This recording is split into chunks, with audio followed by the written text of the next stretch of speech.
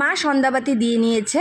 এখন সময় হয়েছে বিকালের খাবার খাওয়া, মানে টিফিন খাবার কিছু। দিনের বেলায় মা একটা কাঁঠাল ভেঙে রেখেছিল, সেটা দিয়ে কাঁঠালের বড়া করছি আমি নিজে। আর এত গরম লাগছে, আমার অবস্থাটা দেখুন। বিয়ের অনেক দিন পর আমরা একসাথে এইভাবে খাচ্ছি।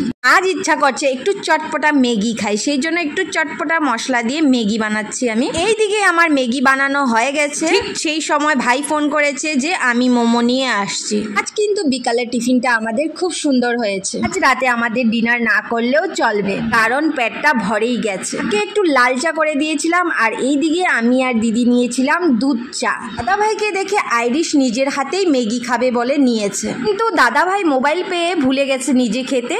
এই জন্য বনু খাইয়ে দিচ্ছে নিজের দাদা ভাইকে নিজের হাতে। ভাই বোনের বন্ডিংটা খুব সুন্দর লাগছে, তাই তো? সবাই তো মজাতে খাচ্ছে, কিন্তু আমি সিদ্ধ হয়ে গেছি গরমে। এত পরিমাণ গরমে আমার নাজেহাল অবস্থা।